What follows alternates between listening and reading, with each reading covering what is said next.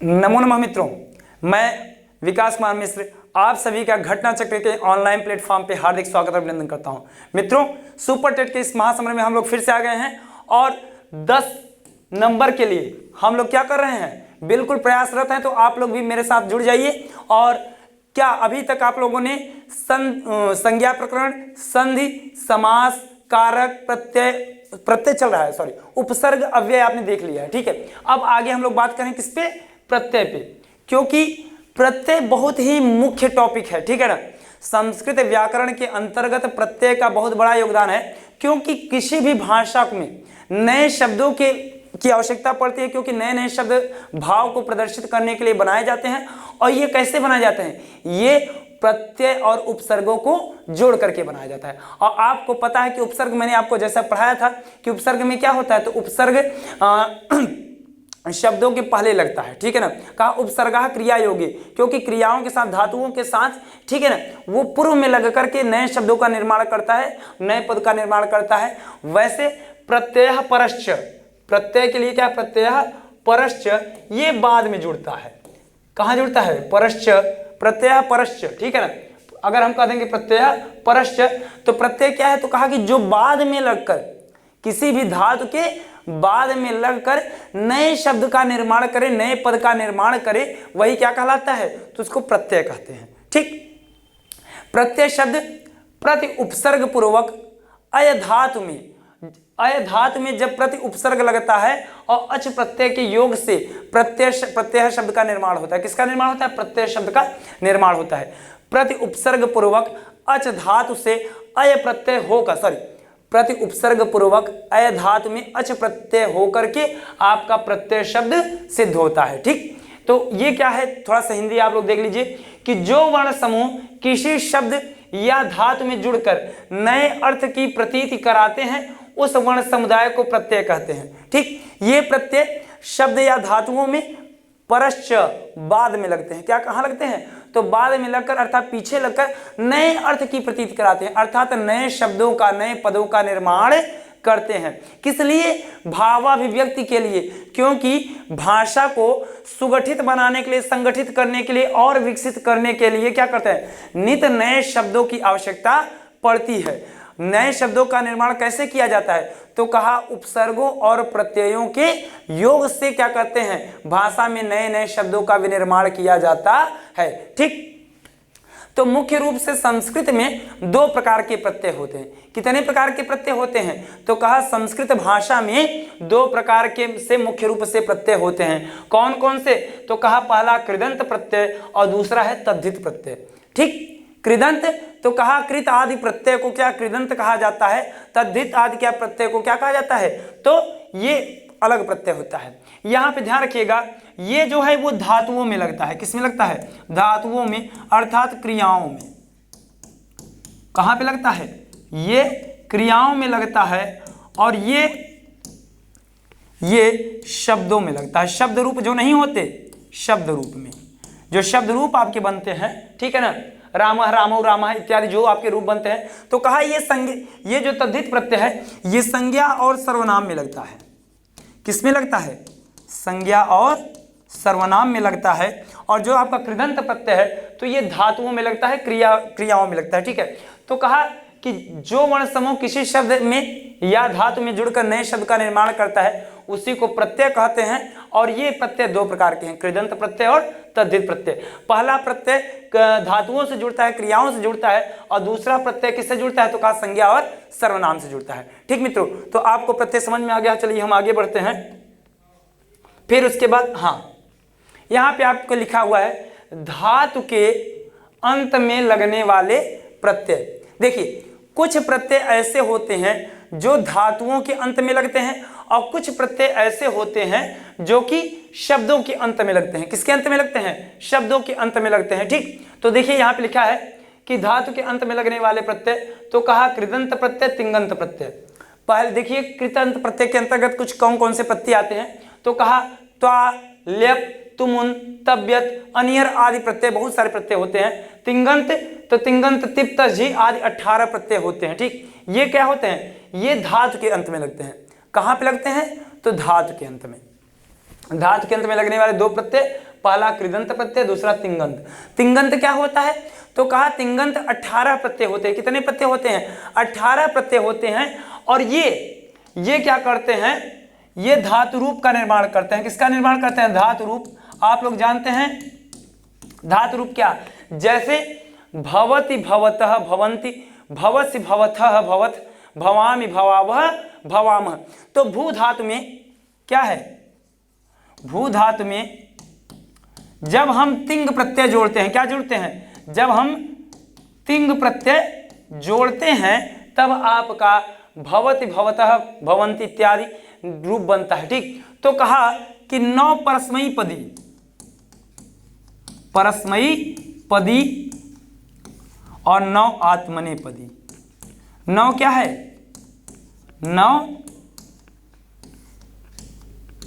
9 आत्मनेपदी। तो परस्मयी पदी और आत्मनेपदी ये क्या होते हैं? ये रूप बनते हैं। ठीक है ना? तो परस्मयी पदी आत्मनेपदी जब रूप बनता है, क्या ये तिप्त जी सिप्थास्थ मिप वस्मस त अताम झ आदि जो 18 प्रत्यय होते हैं, ये जो आपके तिंगंत प्रत्यय हैं, ये मूल रूप से 18 प्रत्यय होते हैं। ठीक, जो आपको दिख रहा है तिप्त जी।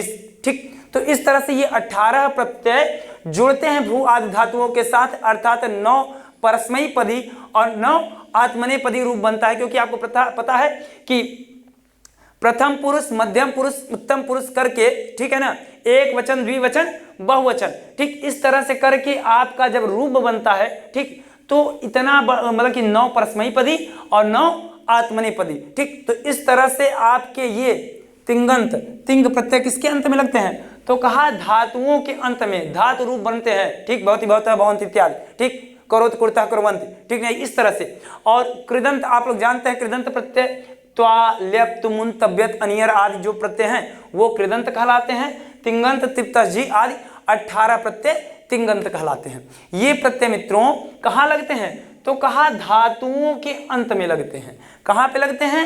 धातुओं के अंत में लगते हैं। और ये पद का निर्माण करते हैं। किसका निर्माण करते हैं? पद। पद क्या होता है? आपको मैंने संज्ञा प्रकरण में पद बताया था, कहा था हमने कि सुप्तिंगंतम पदम। क्या बताया था? कहा था सुप्तिंगंतम पदम। ठीक, सुप्तिंगंतम पदम। तो ये क्या होता है? कहा कि सुबंत और तिंगंत। सुबंत क्या होता है?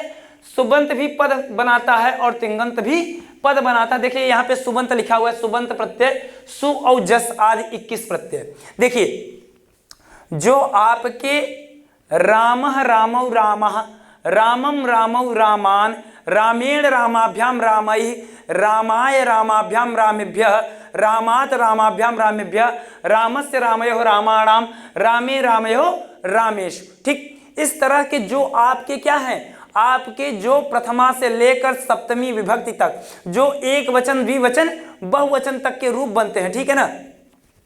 इस तरह से जो आपके एक वचन, द्विवचन, बहुवचन से करके आपके पूरे 21 रूप बनते हैं, वो उसमें पूरा ये सुबंत प्रत्यय लगता है।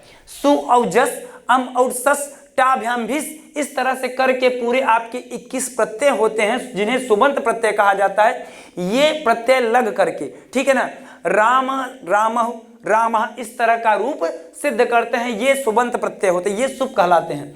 यानी कि सु से लेकर सुप तक पूरे 21 प्रत्यय होते हैं। कितने प्रत्यय होते हैं? तो कहा 21 प्रत्यय होते हैं। और इन्हीं प्रत्ययों को यानी प्रारंभ का सु और ये जो प इत संज्ञक वर्ण है, प इत संज्ञक वर्ण है, इसको लेकर आपका शब्द बनता है क्या? सुप बनता है। क्या बनता है? सुप बनता है। ठीक, क्या बनता है? सुप बनता है, जो कि 21 प्रत्ययों का द्योतक होता है। क्या होता है?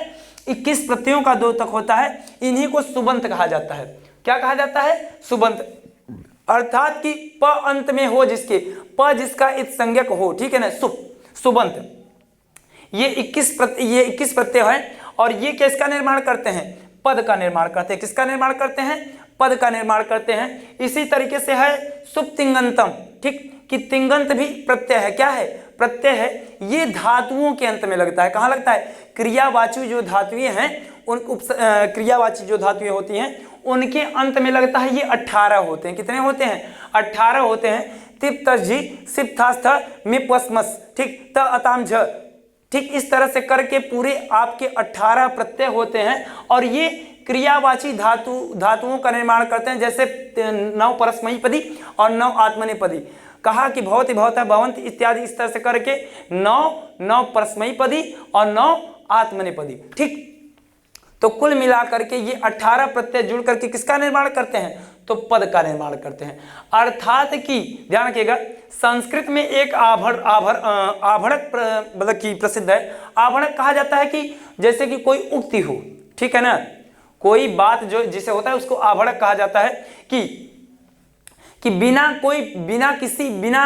पद बनाए संस्कृत में कोई वाक्य प्रयोग में नहीं लाया जाता। अर्थात जैसे हम राम कह दें, क्या कह दें, राम कह दें, तो ये क्या है, ये शब्द शुद्ध नहीं माना जाएगा। संस्कृत में ये शब्द शुद्ध नहीं माना जाएगा। क्यों नहीं शुद्ध माना जाएगा, क्योंकि ये पद नहीं है।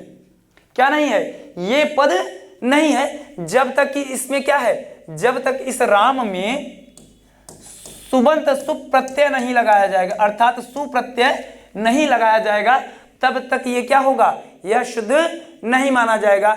जब राम में सुप्रत्यय जुड़ेगा तब इस उ की इत संज्ञा होगी, इत संज्ञा हो करके इसका लोप हो जाएगा। क्या हो जाएगा, इसका लोप हो जाएगा और केवल स बचेगा। क्या बचेगा, केवल स बचेगा। और फिर इस स के लिए आपने विसर्ग संधि के अंतर्गत पढ़ा था, स सजशो रूह। क्या पढ़ा था, स सजशो रूह, एक सूत्र पढ़ा था कि पद के अंत में यदि स आए तो उसके स्थान पर रू हो जाता है। फिर उस सूत्र से इस स के स्थान पर रू हो जाएगा। क्या हो जाएगा, इस स्थान पर रू हो जाएगा। और पुनः इस रू के ऊ की उपदेशे अजनुनासिक इत से इत संज्ञा और तस्य लोपः से लोप हो जाएगा और यहाँ पे केवल र शेष बचेगा। क्या शेष बचेगा, यहाँ पे केवल र शेष बचेगा, ठीक ना। और र क्या है, पद के अंत में आया है। क्या कहाँ आया है, पद के अंत में आया है। तो खर वसानयोर विसर्जनीय सूत्र से, ठीक, इस पदांत र के स्थान पर विसर्ग आदेश हो जाएगा। क्या आदेश हो जाएगा, पदांत में र के स्थान पर विसर्ग आदेश हो जाएगा और बन जाएगा आपका राम। क्या शब्द सिद्ध हुआ, आपका पहला रूप सिद्ध हुआ राम। इसी तरीके से सु औ जस, यानी जो आपके सुबंत हैं, कहाँ गया सुबंत, ये सु औ जस, इस तरह से करके राम, रामौ, रामः, फिर सु औ जस अम औ शश से क्या बनेगा, रामम, रामौ, रामान। इसी तरीके से आपके ये जो सु औ जस 21 प्रत्यय हैं, प्रत्येक प्रत्यय लगते लगते, अर्थात सुबंत के जो ये पूरे 21 प्रत्यय हैं, लग करके सप्तमी बहुवचन तक रामेश रूप सिद्ध करेगा, ठीक ना। क्योंकि अभी तक, अब ये पद बन गया, अब ये शुद्ध हो गया संस्कृत में, ठीक। पहले राम शुद्ध नहीं था और जब इसमें सु प्रत्यय लगा तो राम सिद्ध हो गया। जब राम सिद्ध हो गया तो ये शुद्ध माना गया, अर्थात ये पद बना है, ठीक। तो संस्कृत शास्त्र में जो संस्कृत भाषा में साहित्य व्याकरण में जो आभणक प्रसिद्ध है कि बिना पद बनाए संस्कृत में एक भी क्या है कि शब्द प्रयुक्त नहीं किया जाता, ठीक। और पद कैसे बनता है, तो कहा पद बनता है प्रत्ययों के योग से, अर्थात किसी भी प्रातिपदिक में, ठीक ना। अभी तक राम क्या था, ये प्रातिपदिक है। क्या है, प्रातिपदिक है, अर्थात राम कहने से राम का बोध होता है बस। तो कहा ये प्रातिपदिक है और इसमें जब सु प्रत्यय लगा तो सु आदि प्रत्यय लगा तो राम, रामौ, रामः इत्यादि रूप सिद्ध हुआ। तो पद कैसे बनता है, कहा प्रत्यय के लगाने से। प्रत्यय कितने प्रकार के होते हैं, तो कहा 2 प्रकार के होते हैं। कहा पहला है कृदंत और दूसरा है तद्धित, ठीक। कहा धातु के अंत में लगने वाले प्रत्यय क्या होते हैं, तो कहा कृदंत प्रत्यय और कृदंत प्रत्यय त्वालेप तुमुन तब्यत अनियर आदि, और दूसरा कहा तिंगंत प्रत्यय तिप तजी आदि, जिनसे भवति भवता भवंती रूप सिद्ध होता है, ठीक। ये 18 प्रत्यय होते हैं, 9 आत्मनेपदी में प्रयुक्त होते हैं और 9 परस्मैपदी में प्रयुक्त होते हैं, ठीक। उसके बाद हम लोग बात करते हैं शब्दों के अंत में लगने वाले प्रत्यय। कहा शब्दों के अंत में लगने वाले प्रत्यय, तो कहा ये 21 प्रत्यय, सुबंत प्रत्यय पहले पद शब्दों के अंत में लगते हैं, तो कहा सु और जस आदि क्या 21 प्रत्यय। फिर स्त्री प्रत्यय, देखिए एक प्रत्यय स्त्री प्रत्यय होता है, जैसे कि मान लीजिए, जैसे कि बालक है, क्या है, बालक। अब बालक शब्द को पहले ये क्या, ये पुल्लिंग हो गया, तो बालिका रूप कैसे बनेगा? बालिका रूप तब बनेगा जब इसमें हम लोग स्त्री प्रत्यय लगाएंगे। बालक की क्या, बालक का जो विपरीत होगा वो क्या होगा, बालिका ही होगी। तो जब बालक की अर्थात स्त्रीलिंग में इसको ले जाएंगे तब बालिका बनेगा। क्या बनेगा? तब बालिका बनेगा। तो इस तरह से कुछ स्त्री प्रत्यय भी होता है जो कि शब्दों के साथ लगता है। जो स्त्री प्रत्यय आपको दिख रहा है, टाप, इंगिप, इंगिश, इंगिन आदि, ये क्या है? ये प्रत्यय होते हैं, स्त्री प्रत्यय इन्हें कहा जाता है। क्या कहा जाता है? स्त्री प्रत्यय कहा जाता है। और फिर तद्धित प्रत्यय, जो अभी आपको मैंने बताया था कि प्रत्यय दो प्रकार के होते हैं, कृदंत और तद्धित। तो कृदंत प्रत्यय धातुओं के अंत में, तद्धित शब्दों के अंत में अर्थात संज्ञा या सर्वनाम के अंत में। ठीक, तो इनमें तद्धित प्रत्यय है मतुप, वतुप, अण, इन आदि क्या है, ये तद्धित प्रत्यय कहलाते हैं। ठीक है मित्रों, तो अब हम लोग क्या करेंगे, क्रमशः कृदंत प्रत्यय पहले देखेंगे। सबसे पहले हम लोग बात करेंगे कृदंत प्रत्यय पे, अर्थात त्वा, लेप, तुमुन, तब्यत, अनियर आदि प्रत्यय पे बात करेंगे। फिर हम लोग बात करेंगे तद्धित प्रत्यय पे, मतुप, वतुप, अण, इन आदि पे बात करेंगे। फिर उसके बावजूद हम लोग क्या देखेंगे, हम लोग देखेंगे आपका तिङन्त प्रत्यय पे बात अगर जो होगी, क्योंकि इस पे भी बात होगी, क्योंकि भवति, भवतः, भवन्त इत्यादि रूप सिद्ध होंगे। ठीक, फिर सुबंतों पे हम लोग भी बात चर्चा करेंगे, सु और जस आदि पे भी, क्योंकि हमें 21 रूप उन्हें भी सिद्ध करना है। फिर स्त्री प्रत्यय टाप, इंगी, पिंगी, शिंगिन आदि, और तद्धित प्रत्यय पे भी हम लोग चर्चा करेंगे, मतुप, वतुप, अणि, इनि आदि पे हम लोग चर्चा करेंगे। ठीक, तो मैं समझता हूं कि आप लोगों को प्रत्यय बहुत ही बखूबी ढंग से समझ में आएगा, क्योंकि परीक्षाओं में प्रत्यय से बहुत प्रश्न पूछा जाता है। ठीक, और प्रत्यय को पहचानने में आप लोगों के समक्ष बड़ी सारी क्या होते हैं, दिक्कतें आती हैं। तो कम से कम हम लोग जब बड़ी ही सहजता से, बड़ी ही सरलता से सीखेंगे तब न जानेंगे कि वाकई में कौन सा प्रत्यय कहाँ लग रहा है। तो आइए हम लोग पहले कृदंत पे बात करते हैं। कौन सा प्रत्यय? तो कहा कृदंत प्रत्यय। ठीक, हाँ, तो कृदंत प्रत्यय के अंतर्गत यहां पे भाई थोड़ा सा मिसप्रिंट है। ठीक है, चलिए हम इसे यहां पे ऐसे करते रहे, कृदंत प्रत्यय। ठीक, कृदंत प्रत्यय। ठीक, तो यहां पे क्या है आप ध्यान रखिएगा, पहले कृदंत प्रत्यय के अंतर्गत उसके पहला भेद हम लोग त्वा प्रत्यय पे बात करेंगे। इस प्रत्यय पे बात करेंगे त्वा प्रत्यय। ये त्वा प्रत्यय में क्या होता है मित्रों, देखिए इसका अर्थ होता है त्वा माने करके। त्वा का अर्थ क्या होता है? तो कहा इसका अर्थ होता है करके। क्या अर्थ होता है? करके।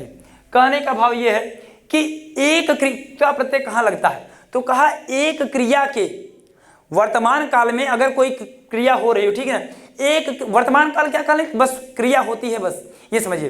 कहा कि एक कार्य के बाद अगर तुरंत दूसरी क्रिया प्रारंभ हो, एक क्रिया के बाद तुरंत यदि दूसरी क्रिया प्रारंभ हो, तो पहले वाली क्रिया में त्वा प्रत्यय का प्रयोग होगा। किस प्रत्यय का प्रयोग होगा? त्वा प्रत्यय का प्रयोग होगा। देख लीजिए यहाँ पे मैं लिखा भी है कि एक क्रिया के बाद दूसरी क्रिया हो तो पहली क्रिया को प्रकट करने में त्वा प्रत्यय का प्रयोग किया जाता है। जैसे कि उदाहरण एक समझ है कि उमेशा पठित्वा गृहं गच्छति। जैसे वाक्य है आपका, उमेश पढ़कर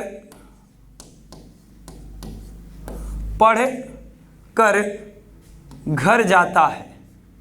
उमेश पढ़कर घर जाता है। ठीक है ना? हाँ, तो अब समझिएगा कि उमेश पढ़कर घर जाता है। तो इसमें क्या है कि यहां पे क्या आया? पढ़ कर। तो देखिए एक चीज है कि उमेश क्या था, अभी चाहे तो अपने विद्यालय गया था या किसी कोचिंग संस्थान में गया था, कहीं भी गया रहा होगा जो कि पढ़ रहा था अभी। ठीक है, तो उमेश पढ़कर घर जाता है, अपने किसी गुरुजी के यहाँ गया था, ट्यूशन लिया, कोचिंग किया, विद्यालय में था, पढ़ा और पढ़ करके अभी क्या कर रहा है? घर जा रहा है। तो उसकी पहली क्रिया क्या है? पहली क्रिया समझिए, एक ही कर्ता के द्वारा।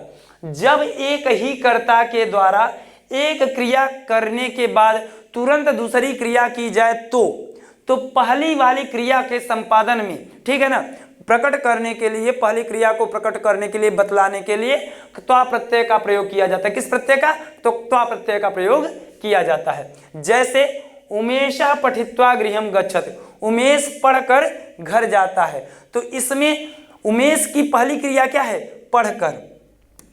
उमेश की पहली क्रिया क्या है? ये पढ़कर पहली क्रिया है। कौन सी क्रिया है? पहली क्रिया है।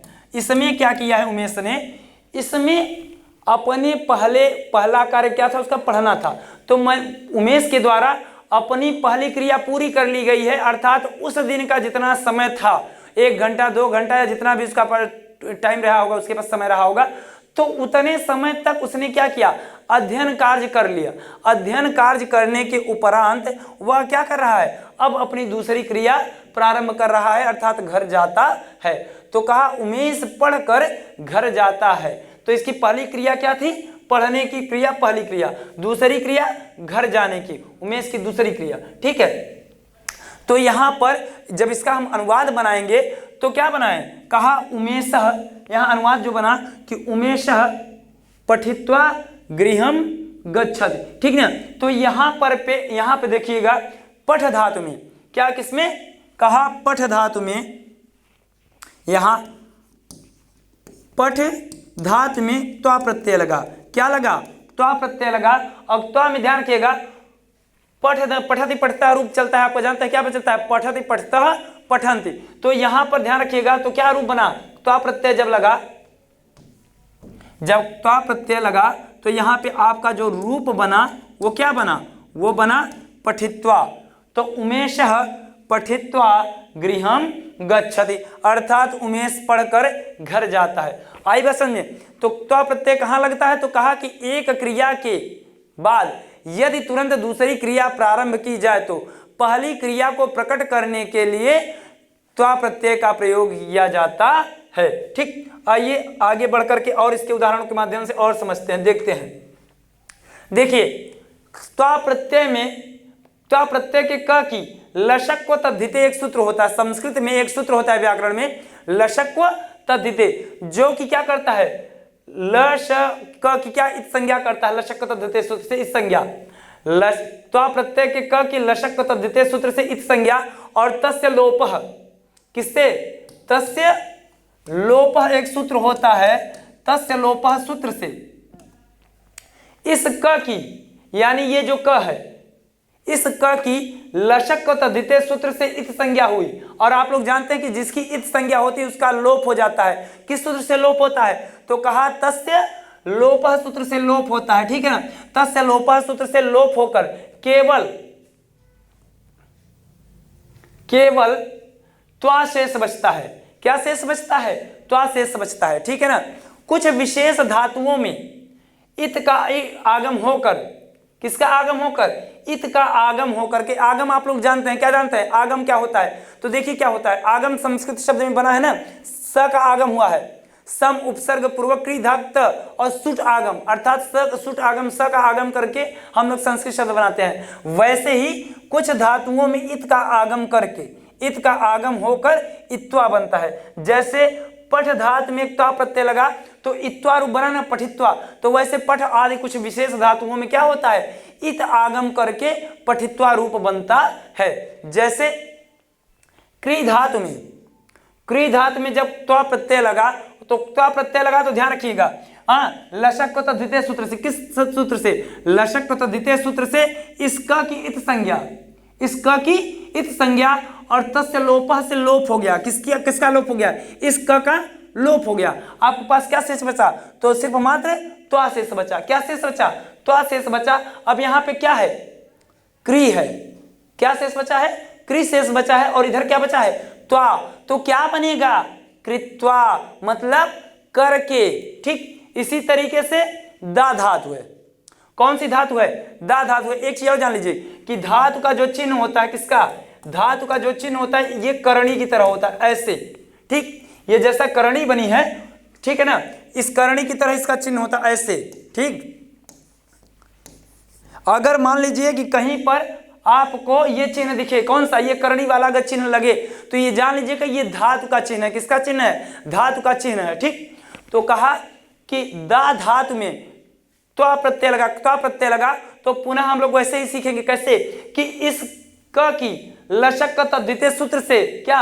इत संज्ञा। और आप लोग जानते हैं जिनकी इत संज्ञा कर दी जाए उनका लोप हो जाता है। क्या हो जाता है? लोप हो जाता है। किस सूत्र से लोप होता है? तो कहा तस्य लोपः सूत्र से लोप होता है। किससे लोप हुआ? तस्य लोपः से। तस्य लोपः से जब लोप हो गया था तो इस क का यहाँ पे लोप हो गया, तो आपके पास क्या बचा? यहाँ पे दा बचा, यहाँ पे त्वा बचा। ठीक है, तो क्या बना? दात्वा। ठीक, दत्वा ददादि बनता है ना, ददादि दत्ता ददंती रूप चलता है। ठीक है, क्या बनता है? ददादि दत्ता ददंती। तो ठीक, तो यहाँ पे दत्वा बनेगा। क्या बनेगा? दत्वा। ध्यान रखिएगा यहाँ पे दो त का उच्चारण होता है, दत्वा।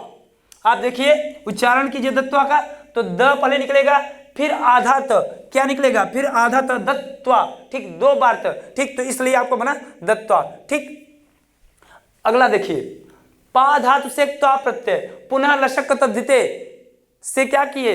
इस क की संज्ञा और तस्य लोपः से, किससे? तस्य लोपः से लोप। ठीक, पुनः इसका लोप कर लिए। ठीक, तो क्या बना? पात्वा। क्या? पित्वा, सॉरी, क्या बना? पित्वा, क्योंकि रूप क्या चलता है? पीबति पीबतः पीबंति। ठीक है, वहां से पा धातु से पी शब्द बनता है। ठीक, तो पित्वा बना। क्या बना? पित्वा। ज्ञा धातु से त्वा प्रत्यय। ठीक, तो पुनः इसकी क्या हुई? इत संज्ञा हुई। किससे? कैसे संज्ञा हुई? लशक का तद्धिते सूत्र, इत संज्ञा, तस्य लोपः से लोप। ठीक, तो ज्ञा धातु में जब इस त्वा का लोप कराएंगे तो त्वा से बचेगा ज्ञा, और त्वा क्या बनेगा?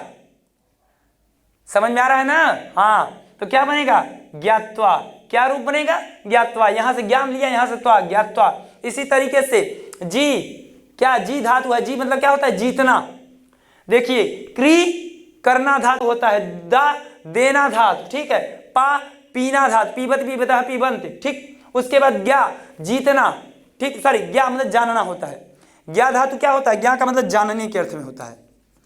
ज्ञा धातु किसके अर्थ में होता है? तो कहा जानने के अर्थ में होता है। दूसरा है जी धातु, जी मतलब जीतने के अर्थ में है। ठीक है, तो जी धातु से जब त्वा प्रत्यय लगाएंगे तो फिर पुनः इस क की लशक तद्धिते से इत संज्ञा, तस्य लोपः से लोप, यानी इस क का लोप हो गया। क्या हो गया? इस क का लोप हुआ। अब यहां से हमने जी को उठा लिया। किसको उठा लिया? जी को उठा लिया, और यहां पे ले आके फिट कर दिया इस त्वा के साथ। क्या बन गया? जित्वा। तो आपको ये बताइए त्वा प्रत्यय समझ में आया कि नहीं? हम आशा करते हैं आपको बखूबी ढंग से समझ में आ गया होगा कि आखिर ये त्वा प्रत्यय कैसे होता है। आप सीधी सी बात एक चीज समझ लीजिएगा कि जब 2 क्रियाएं एक साथ प्रारंभ, एक ही कर्ता के द्वारा जब 2 क्रियाएं एक साथ हो, तो एक क्रिया के उपरांत, एक क्रिया करने के उपरांत यदि दूसरी क्रिया प्रारंभ हो रही है, तो पहले वाली क्रिया को प्रदर्शित करने के लिए, प्रकट करने के लिए हम लोग त्वा प्रत्यय का प्रयोग करते हैं। किसका? त्वा प्रत्यय का प्रयोग करते हैं। त्वा प्रत्यय में क्या होगा कि क की लशक तद्धिते सूत्र से इत संज्ञा और तस्य लोपः से लोप कर देंगे। बचेगा क्या? तो बचेगा त्वा। त्वा बचेगा। फिर हम लोग जैसे क्रिधातु में त्वा प्रत्यय लगा के कृत्वा, दत्वा, पित्वा, ज्ञात्वा, जित्वा आदि शब्द बना लेंगे। ठीक, आगे बढ़ते हैं। अब यहां पे आ गया लेप प्रत्यय। लेप प्रत्यय का भी अर्थ करके ही होता है। लेप प्रत्यय जो लगता है, लेप का भी अर्थ क्या होता है? करके। लेप मतलब करके, इसका भी यही अर्थ होता है। जैसे कृत्वा का अभी त्वा प्रत्यय जो अभी हम लोगों ने, आप लोगों ने पढ़ा, तो त्वा का भी अर्थ क्या था? करके। वैसे ही लेप का भी यही अर्थ होता है, करके। लेकिन इन दोनों में क्या अंतर होता है? आखिर जब दोनों का अर्थ करके ही होता है तो इन दोनों में क्या भेद है? किस कारण से वहां पे त्वा प्रत्यय लगाया गया, किस कारण से यहाँ पे लेप किया गया, आखिर भेद क्या है? तो आइए हम लोग जानते हैं कि आखिर क्या होता है। तो देखिए यहाँ पे लेप प्रत्यय के लिए लिखा है कि धातु से पूर्व कोई उपसर्ग हो तो त्वा प्रत्यय के स्थान पर लेप आदेश होता है। क्या होता है? लेप आदेश होता है। कहां पे? यदि धातु के पूर्व धातु, ठीक है, धातु क्या है? जैसे कोई धातु है, कौन सी धातु है? तो कहा गम धातु है। गम धातु, गम का अर्थ होता है, गम धातु मतलब जाना। गम धातु का अर्थ होता है जाने के अर्थ में होता है। किसके अर्थ में होता है? जाने के अर्थ में। ठीक, जाने के अर्थ में। इसका रूप कैसे चलता है? इसका जो शब्द रूप चलता है गच्छत, लट लकार में गच्छति गच्छतः, गच्छन्ति, गच्छसि गच्छतः, गच्छत, गच्छामि गच्छाव, गच्छाम। ठीक है, लंग लकार अगच्छत, अगच्छताम, अगच्छन। ठीक, इस तरह से गम का रूप चलता है। ठीक है ना? हाँ, क्या कहा? परस्मयी पदी और आत्मनेपदी में, ठीक है। जैसे आप बताते हैं गम्यते इत्यादि बनता है ना, वाच्य परिवर्तन के दौरान आपने सीखा है, ठीक। तो कहा कि जब धातुओं अर्थात गम धातु ही मान लीजिए कि गम धातु है, ठीक है।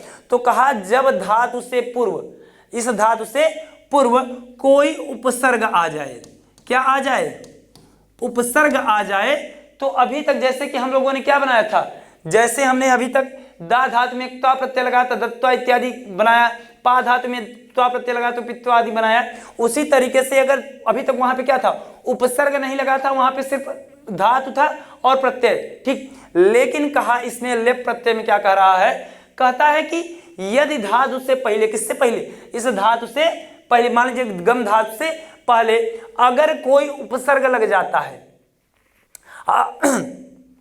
आप लोगों को मैंने उपसर्ग भी पढ़ा दिया है, ठीक है, कि संस्कृत में 22 उपसर्ग जो होते हैं, उसी में मान लीजिए यहां पे आंग उपसर्ग लग गया, कौन सा उपसर्ग लग गया, आंग उपसर्ग लगा, और क्या कौन सी धातु है, गम धातु। कोई वाक्य है, कोई ऐसा वाक्य है जिसमें कि गम धातु से पहले उपसर्ग लग गया, तो यहां पर अब त्वा प्रत्यय का प्रयोग नहीं होगा, बल्कि इस त्वा अर्थात करके इस अर्थ में क्या हो जाएगा, लेप प्रत्यय का प्रयोग होगा। लेकिन ध्यान रखिए, रमा आग, ध्यान रखिएगा, इसमें भी शर्त वही है, शर्त वही है। कहने का भाव ये है कि जब क्या हो, एक ही कर्ता के द्वारा एक क्रिया के संपादन के बाद तुरंत दूसरी क्रिया प्रारंभ की जाए तो, ठीक, जब एक ही कर्ता के द्वारा एक क्रिया करने के उपरांत दूसरी क्रिया प्रारंभ हो तो, और तो क्या होगा, वहां पे धातु के पहले यदि उपसर्ग आ जाएगा तो त्वा प्रत्यय का प्रयोग न करके बल्कि लेप प्रत्यय का प्रयोग किया जाएगा। जैसे रमा आ करके पढ़ती है, रमा आ करके पढ़ती है, रमा आकर पढ़ती है, रमा आकर पढ़ती है, ठीक, रमा आकर पढ़ती है। तो कहां से आके पढ़ती है, तो कहा कि गृहात आगत्य, मान लीजिए वाक्य है आपका, पूरा वाक्य इस तरह से है, मान लीजिए, समझ लीजिए, सपोज दैट, मान लीजिए कि वाक्य है आपका कि रमा घर से आकर पढ़ती है, ठीक है। अब इस वाक्य को अगर हम लोग बनाएंगे, अनुवाद करेंगे, तो ध्यान रखिएगा, इस वाक्य को अब समझिएगा कि रमा आकर के, तो कहां से आकर, रमा घर से आकर पढ़ती है, ठीक है ना। अब यहां पे देखिए क्या है कि रमा घर से आकर, ये वाक्य, एक वाक्य यहां पे पूरा हो गया। यहां पर एक ही कर्ता के द्वारा जब एक क्रिया के बाद दूसरी क्रिया प्रारंभ की जाएगी, तो यहाँ पे रमा का घर से आकर के एक क्रिया पूरी हो गई, अर्थात इस विद्यालय आना है या कहीं कोचिंग संस्थान में या कहीं भी अन्य कहीं भी शिक्षा उसे लेनी है रमा को, तो रमा घर से आ गई है। अब उसके बाद उसके द्वारा दूसरी क्रिया प्रारंभ की जा रही, कौन सी क्रिया, तो पढ़ती है या पढ़ रही है। तो अब इसका जब हम लोग अनुवाद बनाएंगे तो क्या करेंगे, बनाएंगे इसका अनुवाद कि रमा, देखिए यहां पर यहां पे जब करेंगे तो रमा गृहात आगत्य, ध्यान रखिएगा, यहां पे पूरा वाक्य इस तरह से बनेगा कि रमा गृहात आगत्य पठति, ठीक, क्या बनेगा, रमा गृहात आगत्य पठति, अर्थात कि रमा घर से आकर पढ़ती है। तो ठीक समझिएगा, तो यहां पर देखिए आगत्य है, क्या है, आगत्य है, ठीक। तो आगत्य में क्या हुआ था, अभी क्या था, अभी तक हम लोगों ने त्वा प्रत्यय का प्रयोग किया, लेकिन अब हम लोग लेप प्रत्यय का प्रयोग कर रहे हैं। किस प्रत्यय को लगा रहे हैं, लेप प्रत्यय। अब यहाँ पे क्या बना, आगत्य बना, ना कि हम लोग क्या कहे, ना तो हम ले गत्वा रूप नहीं बनाया, बल्कि आंग उपसर्ग पूर्वक गम धातु का हमने प्रयोग किया और बनाया क्या, कि रमा गृहात आगत्य पठति, रमा घर से आकर पढ़ती है। ठीक, अब देखिए लेप प्रत्यय का प्रयोग कैसे किया जाता है ये समझिए। लेप प्रत्यय में पहले मैंने बता दिया कि धातु से पूर्व कोई उपसर्ग हो तो ताक प्रत्यय के स्थान पर लेप प्रत्यय का प्रयोग किया जाता है। लेकिन कब प्रयोग किया जाता है कि जब एक ही कर्ता के द्वारा एक क्रिया करने के उपरांत दूसरी क्रिया प्रारंभ की जाए तो पूर्वकालिक क्रिया में अर्थात पहले वाली क्रिया में तो लेप प्रत्यय का आदेश होगा, लेप प्रत्यय का प्रयोग होगा। कब होगा? जब कि क्या होगा, लेप कोई उपसर्ग पहले आ जाए तो, धातु के पहले कोई उपसर्ग आ जाए तो। ठीक, अब यहाँ पे देखिए लेप में क्या होता है। लेप में यहाँ पे देखिए इसमें हलंत है, प में क्या है, हलंत है, तो इसकी इत संज्ञा हो गई। क्या हो गई? इत संज्ञा हो गई, और जिसकी इत संज्ञा होती है उसका लोप हो जाता है। ठीक, और उसके बाद इस कहा ल की, इस ल की लशक तो द्वितीय, जो अभी इसके पहले वाला सूत्र हमने पढ़ा है। ठीक है, इस ल की और इस प की कई इत संज्ञा होकर तस्य लोपः सूत्र से लोप हो जाता है, और लोप होने के बाद केवल यह शेष बचता है। क्या शेष बचता है? केवल यह शेष बचता है। देखिए इस लेप प्रत्यय की पहचान में सबसे बड़ी सटीक बात क्या है कि इसमें लास्ट में क्या आता है, यह। ठीक ना, इस लेप प्रत्यय के अंत पहचान यह है कि इस लास्ट में इसकी क्या आता है, यह आता है। ठीक, तो चलिए हम लोग आगे चलते हैं। हाँ, इसका एक और उदाहरण है, देख लीजिए। मनुष्य सर्वं विस्मृत्य सुखी भवति। मनुष्य सब कुछ भूलकर, सब कुछ भूलकर सुखी होता है। सुखी होता है या हो जाता है? होता है, होता है नहीं, हो जाता है कहीं ज्यादा अच्छा रहेगा। ठीक है, हो जाता है। ठीक, मनुष्य सब कर भूल कर सुखी हो जाता है। कहने का भाव यह है कि अगर मनुष्य के ऊपर मान लीजिए कि कोई क्या कहते हैं, ऐसी कोई घटना उसके साथ हुई है जो कि उसका क्या है, उसका सदैव वो ठेस पहुंचाता हो, उसके अंदर हमेशा टीस अगर उत्पन्न करा हो, तो ऐसी घटनाओं को यदि मनुष्य भूल जाए, यदि क्या करे, ये जो मनुष्य जीवन में जितनी भी उठा पटक है अगर इसको भूल जाए तो मनुष्य क्या, चिंता मुक्त हो जाएगा। ठीक है ना, तो इसका देखिए पहले ध्यान रखिएगा कि मनुष्य सब कुछ भूल कर, मनुष्य सब कुछ भूल कर, यहां पर एक क्रिया है, मनुष्य क्या है, एक क्रिया है, और कहा सुखी भवती, सुखी हो जाता है या सुखी हो रहा है। ठीक, तो कहने का भाव यह है कि एक क्रिया हो गई है, दूसरी क्रिया हो रही है, तो पूर्व क्रिया में क्या है, लेप प्रत्यय का प्रयोग किया गया है। क्यों लेप प्रत्यय का प्रयोग किया गया है? क्योंकि इसमी धातु में, किस धातु में, इसमी एक धातु है जिसका अर्थ होता है स्मरण करना। इसमी क्या है, एक धातु है जिसका अर्थ होता है स्मरण करना या याद रखना। स्मृति धातु का अर्थ क्या होता है, स्मरण करना या याद करना। अभी इसी स्मरण स्मृति धातु में वी उपसर्ग लग गया। क्या लग गया, वी उपसर्ग लग गया, तो यहाँ पे स्मृत्वा न बना करके, ठीक है ना, क्या बन जाएगा, विस्मृत्य, क्योंकि उपसर्ग लगने के बाद प्रत्यय का प्रयोग नहीं होकर के बल्कि लेप प्रत्यय का प्रयोग होगा। और जब लेप प्रत्यय का प्रयोग होगा तो स्वाभाविक सी बात है क्या हो जाएगा, वहां पर आपका आराम से क्या बन जाएगा, आपका लेप प्रत्यय लगा और बनेगा क्या, विस्मृत्य। ठीक, तो कहा मनुष्य सर्वम विस्मृत्य, सब कुछ भूल कर या भुला कर सुखी भवती, सुखी हो जाता है या सुखी हो रहा है।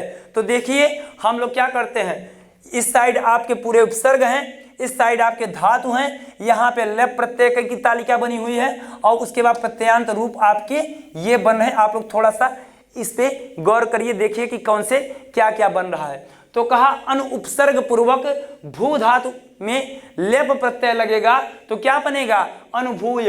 आपको सिर्फ इस य को याद रखना है। किसका रूप क्या याद रखना है, इस य कि लास्ट में क्या आता है, यह आता है, यह आता है, यह। इसमें क्योंकि लेप प्रत्यय में आपने देखा कि ल का और प का लोप हो जाता है और यह ही शेष बचता है, तो कहा अनुपसर्ग है, भू धातु होने के अर्थ में होता है। भवति भवतः भवन्ति, लेप प्रत्यय लगा, अनुभूय, आंग उपसर्ग है गम धातु, ठीक। लेप प्रत्यय आगम्य या आगत्य दोनों रूप बनते हैं, आगम्य भी बनता है और आगत्य भी बनता है, यहां भी यह है लास्ट में देखिएगा, ठीक। उसके बावजूद प्र उपसर्ग पूर्वक क्री धातु करने के अर्थ में होता है, किसके अर्थ में होता है, करने के अर्थ में होता है कि करोत कुरुतः कुर्वन्ति, करोष कुरुतः कुरुत, करोमि कुर्वः कुर्मः। तो कहा कि प्र उपसर्ग पूर्वक क्री धातु से जब लेप प्रत्यय लगेगा तो क्या बनेगा, प्रकृत्य। क्या बनेगा, प्रकृत्य, अर्थात प्रकृष्ट रूप से करके। देख लीजिए प्र और वी दो ऐसे उपसर्ग होते हैं जब जैसे ही लगते हैं तो क्या करते हैं, शब्द की सीमा की महनीयता को त्याग देते हैं, बहुत विराट रूप धारण कर लेते हैं। जब भी किसी भी शब्द में क्या होगा, प्र उपसर्ग या वी उपसर्ग लग जाएगा तो क्या होगा, वो अपनी क्या विराटता का रूप धारण कर लेता है। तो कहा प्रकृत्य अर्थात करके, प्रकृष्ट रूप से करके, ठीक, श्रेष्ठ रूप से करके। वी उपसर्ग पूर्वक स्मी धातु से जब लेप प्रत्यय लगेगा तो क्या बन जाएगा, विस्मृत्य, यहां भी यह है, ठीक। फिर अव उपसर्ग पूर्वक त्रि धातु, त्रि तैरने के अर्थ में होता है, किसके अर्थ में होता है, तैरने के अर्थ में, ठीक। लेप प्रत्यय लगा तो अवतीर्य, पार करके।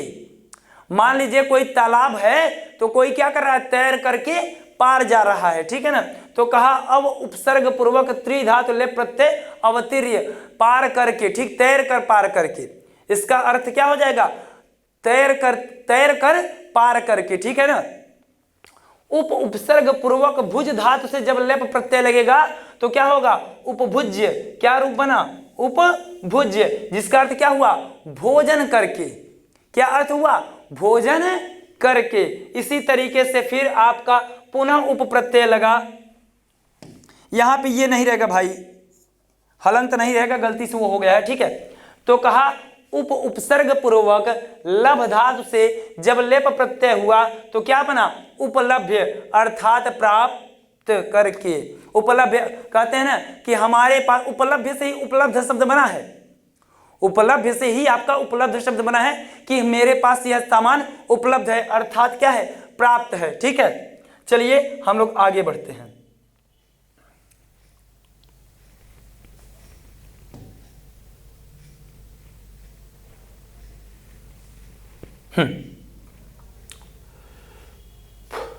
अब आया आपका तुमुन प्रत्यय, क्या है, तीसरा आपके कृदंत प्रत्यय के अंतर्गत क्या आया है, कहा तुमुन प्रत्यय आया है। तुमुन प्रत्यय में क्या होता है, तो कहा तुमुन के लिए अर्थ में प्रयुक्त होता है। तुमुन प्रत्यय किसके अर्थ में प्रयुक्त होता है, तो कहा जहां पर के लिए अर्थ आ जाए। अभी तक क्या था, कर के अर्थ में आया, किसी काम को करके। अब तीसरा प्रत्यय कृदंत प्रत्यय के अंतर्गत है तुमुन प्रत्यय, जो कि के लिए अर्थ में है। किसके अर्थ में है, के लिए के अर्थ में। के लिए अर्थ बताने के लिए धातुओं में तुमुन प्रत्यय का प्रयोग किया जाता है, तुमुन प्रत्यय लगाया जाता है। जैसे पठितुम पढ़ने के लिए, गंतुम जाने के लिए, ठीक है ना। जैसे एक उदाहरण मैंने दिया है, मैंने अपना ही नाम रखा है, ठीक, कि विकास पढ़ने के लिए प्रयागनगर जाता है। क्या है, कि विकास पढ़ने के लिए प्रयागनगर जाता है। तो जब हम क्या है, ध्यान रखिए, यहां पर क्या आ गया, के लिए, क्या आ गया, के लिए, अर्थात क्या हो गया, किसके लिए, तो कहा पढ़ने के लिए। पढ़ने के लिए कौन प्रयागनगर को जाता है, तो कहा विकास जाता है, ठीक है। तो इस वाक्य को समझिएगा कि विकास पढ़ने के लिए प्रयागनगर को जाता है। तो आ गया क्या, के लिए, और के लिए किसके बाद आया है, तो कहा पढ़ने के बाद आया है। अर्थात इस पठ धातु में, ठीक है ना, पठ धातु में क्या लग जाएगा, तुमुन प्रत्यय लग जाएगा। क्या लग जाएगा, तुमुन प्रत्यय, ठीक। यहाँ पे हलंत रहेगा भाई, यहाँ हलंत है, ठीक। तुमुन प्रत्यय लग जाएगा और बन जाएगा क्या, पठितुम। तो हम लोग जब इसका अनुवाद करेंगे तो क्या करेंगे, विकासः पठितुम पढ़ने के लिए प्रयागनगरम गच्छति, प्रयागनगर को जाता है। विकास पढ़ने के लिए प्रयागनगर जाता है, अर्थात प्रयागनगर को जाता है। तो यहाँ पे क्या हुआ, द्वितीया हुई। प्रयागनगर में क्या हुआ, द्वितीया, अर्थात ये कर्म कारक है, क्योंकि विकास का इप्सिततम, ठीक है ना, इप्सिततम क्या है, प्रयागनगर है। क्या है, प्रयागनगर है। क्यों? क्योंकि विकास के द्वारा सर्वाधिक क्या चाहा जा रहा है? तो कहा कि प्रयागनगर को चाहा जा रहा है। किसके लिए चाहा जा रहा है? तो कहा पढ़ने के लिए, ठीक है ना, क्योंकि पढ़ने का जो समुचित स्थान है वह, ठीक, कंपटीशन की जो दुनिया है, प्रतियोगिता का जो क्षेत्र है, प्रयागनगर अच्छा है, समुचित रूप से है, ठीक। तो कहा कि यहाँ पे क्या हुआ, यहाँ पे इप्सिततम, कर्ता का इप्सिततम होने के कारण प्रयागनगर में द्वितीया विभक्ति हुई है, ठीक है। तो कहा विकासः पठितुम, पढ़ने के लिए के अर्थ में तुमुन प्रत्यय, पठ धातु से जब तुमुन प्रत्यय किया, पठितुम, ठीक, प्रयागनगरम गच्छति, प्रयागनगर को जाता है या प्रयागनगर को जा रहा है, ठीक। तो यहां देखिएगा तुमुन प्रत्यय में ये जो न है, इसकी इत संज्ञा होती है। इसकी क्या होती है? इसकी इत संज्ञा होती है। और इसमें ध्यान रखिएगा, और ये जो मुंह भी है तुमुन, ये जो तुमुन है, इसमें न की तो इत संज्ञा हो गई, क्योंकि न क्या है? अंतिम में हलंत युक्त है। आप लोग जानते हैं जो हलंत युक्त वर्ण होते हैं वो क्या होते हैं? वे इत संज्ञक होते ही हैं, ठीक। ऐशाम अंत्याहित, इनकी इत संज्ञा होती है। किनकी इत संज्ञा होती है? जो क्या होते हैं? हलंत्यम, अंतिम हल की, हलंत्यम अंतिम हल की क्या होती है? इत संज्ञा होती है। और तस्य लोपः से लोप हो जाता है, अर्थात यहाँ पे ये जो न है, ये इनके अंत में क्या है? हलंत है ना, व्यंजन वर्ण है और उसके नीचे हलंत है, तो इनकी इत संज्ञा होगी ही होगी। किस सूत्र से होगी? तो कहा हलंत्यम से होगी, ठीक है। तो और उपदेश से तस्य लोपः से लोप। तो कहा कि तुमुन प्रत्यय में न की इत संज्ञा होती है। किससे होती है? हलंत्यम से होती है, इत संज्ञा होकर, तथा इस मुंह के ऊ की, इस मुंह के तुमुन में जो मुंह है, मुंह के ऊ की उपदेशे अजनुनासिक इत, क्या है? उपदेशे अजनुनासिक इत, एक सूत्र होता है, उपदेशे अजनुनासिक इत, उपदेशे अजनुनासिक इत। ये स्वरों की, किसकी? ये स्वरों की इत संज्ञा करता है। किसकी इत संज्ञा करता है? तो स्वरों की इत संज्ञा करता है। तो कहा इस न की तुमुन प्रत्यय में न की हलंत्यम से इत संज्ञा और मुंह के ऊ की उपदेशे अजनुनासिक इत से, उपदेशे अजनुनासिक इत से इत संज्ञा होकर तस्य लोपा सूत्र से लोप हो जाता है। केवल तुम शेष बचता है, केवल तुम शेष बचता है, ठीक। अर्थात तुमुन प्रत्यय में सिर्फ तुम शेष बचता है। क्या शेष बचता है? तुम शेष बचता है, ठीक ना, तुम शेष बचता है। आइए आगे बढ़ते हैं। तो इसके उदाहरण हम लोग देखते हैं। जैसे भू धातु में तुमुन प्रत्यय हमने लगाया, भू धातु में तुमुन प्रत्यय जब हमने लगाया, तो आप लोग जानते हैं उनका, किसका? उन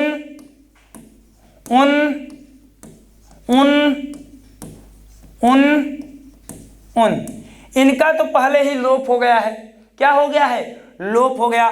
तो अर्थात तुमुन के उनको हम लोगों ने लोप कर दिया, अर्थात मान लीजिए कि काट दिया। इसके काटने का मतलब यह है कि मान लीजिए इसका लोप हो गया। यहां पे केवल क्या शेष बचा? तुम शेष बच रहा है। क्या शेष बच रहा है? तुम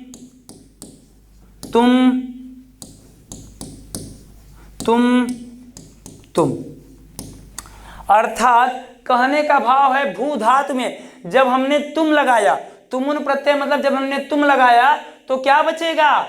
भवति भवतः भवंती रूप चलता है ना। भव धातु से जब हमने तुम जोड़ा तो क्या बचा? भवितुम। लास्ट में क्या मिल रहा है? तुम। यहाँ पे देखिए द्रष्टुम, क्योंकि ध्यान के द्रि धातु है ना। क्या धातु है? द्रि धातु है, यहाँ पे री है। तो आप लोगों को क्या पता है कि कहा ऋतु रसाणाम मूर्धा, ठीक है ना। और आप लोग जान लीजिए यहाँ पे त है, री और त दोनों अलग अलग उच्चारण स्थान वाले हैं। इसका उच्चारण स्थान क्या होता है? मूर्धा। इसका उच्चारण स्थान क्या होता है? दंत। तो कभी भी मूर्धा और दंत क्या होंगे? एक साथ नहीं रहेंगे। कहा जिसका जो उच्चारण स्थान होगा उसका उसी रूप में परिवर्तन भी होगा। इसलिए यहां पर तुम के स्थान पे तुम हुआ है, ठीक है ना। ये जो द्र है, द्र और इस स, क्योंकि आपको पता है का कि इसके स कारण, ठीक है ना, द्र और स के कारण यहाँ पे क्या हुआ है? यहाँ पे ट हुआ है, क्या हुआ है, यहाँ पे तुम न होकर ट हुआ। तो कहा, कहने का भाव ये समझिएगा, यहाँ भी तुम, यहाँ भी तुम, यहाँ भी तुम, यहाँ भी तुम और यहाँ भी तुम। तो कहा भू धा तुम भवितुम, पठ धा तुम पठितुम, दृश धा तुम द्रष्टुम, ज्ञा धा तुम ज्ञातुम, श्रु धा तुम श्रोतुम। तो यहाँ पे तुमुन प्रत्यय पहचानने का सबसे सरल तरीका कि लास्ट में क्या क्या, तुम तुम तुम तुम तुम तुम तुम तुम, सबके लास्ट में तुम आएगा। आई बात समझ में? इस तरह से आप लोग कृदंत प्रत्यय के अंतर्गत तुमुन को पहचान लेंगे। आई बात समझ में? चलिए आगे बढ़ते हैं। अरे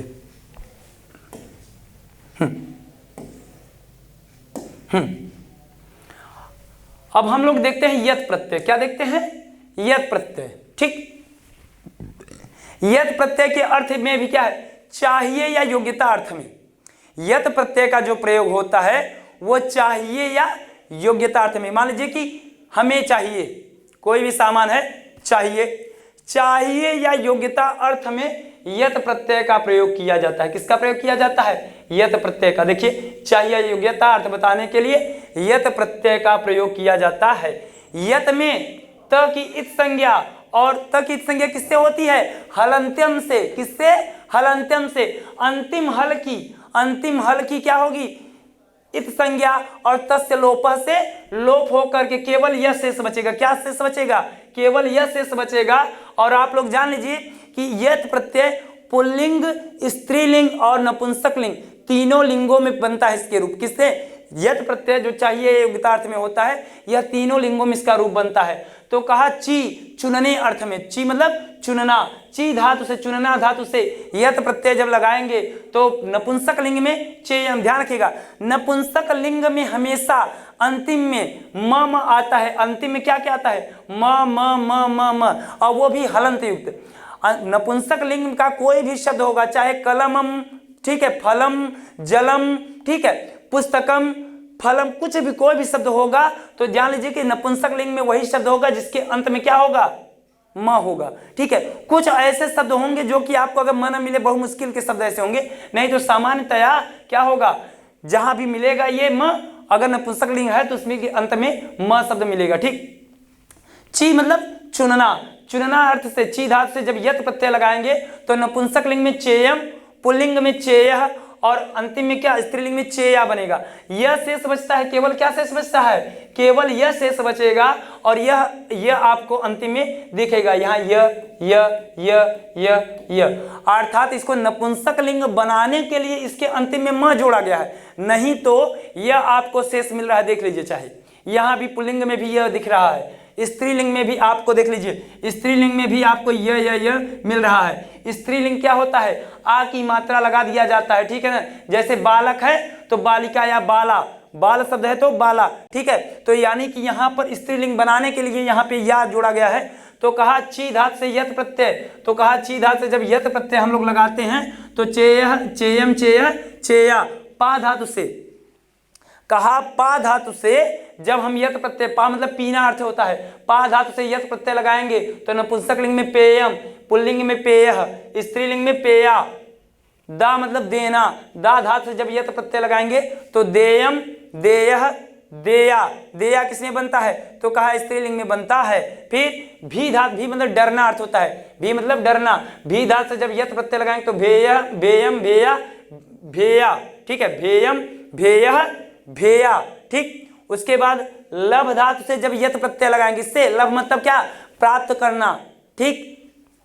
लहत बाकी नहीं, हम लोग ऐसे बनते ना, लही गए, तो वो लभ धातु है प्राप्त करने के अर्थ में, ठीक। यत प्रत्यय लगाया तो लभ्यम प्राप्त करके, लभ्य प्राप्त करके, ठीक, या चाहिए, हम मुझे भी चाहिए, लभ्यम, ठीक, लभ्या, ये रूप बनता है। आई बात समझ में? अंतिम है, हाँ।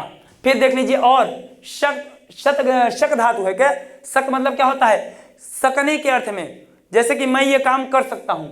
शक एक धातु होती है जिसका सकने अर्थ में, ठीक है, कि मैं ये काम कर सकता हूं, ठीक। तो कोई भी काम मैं ये काम कर सकता हूं, शक मतलब होने के अर्थ में होता है। शक क्या होता है? यह भी होने के या सकने के अर्थ में होता है, ठीक। तो कहा शक धातु से जब यह प्रत्यय लगाएंगे तो शक्यम, शक्यः, शक्या, श्रु मतलब सुनना, यत प्रत्यय श्रव्यम श्रव्यः श्रव्या, जी मतलब जीतना, यत प्रत्यय जेयम जेयः जेया, ठीक। गय मतलब क्या होता है, गेयम गेयः गेया, गाने के अर्थ में होता है, ठीक है। भू धातु से यत प्रत्यय, भू मतलब होने के अर्थ में, ठीक है। भव्यम, भू धातु से यत प्रत्यय, भव्यम भव्यः भव्या। इस तरह से मित्रों हम लोगों ने क्या किया, आज आपका कृदंत प्रत्यय चल रहा है। क्या चल रहा है, कृदंत प्रत्यय। और कृदंत प्रत्यय किससे जुड़ता है, तो कहा धातुओं के साथ जुड़ता है, धातु रूप जो होते हैं, जैसे पढ़ते पढ़ता पठंत, ठीक। तो इनके साथ, धातुओं के साथ, क्रियाओं के साथ आपका कृदंत प्रत्यय जुड़ता है, ठीक ना। तो आज हम लोगों ने इसके कृदंत के 4 प्रत्ययों को देख लिया है, ठीक है ना। और फिर कल हम लोग क्या करेंगे, इसके नेक्स्ट आगे जो भी प्रत्यय आएंगे कृदंत के अंतर्गत उसको देखेंगे, ठीक है मित्रों। तो आपको क्लास कैसी लगी आप लोग कमेंट सेक्शन में जरूर बताइए, ठीक है मित्रों। तो आज की क्लास हम यहीं पे क्या करते हैं, समापन की ओर ले चलते हैं। धन्यवाद मित्रों।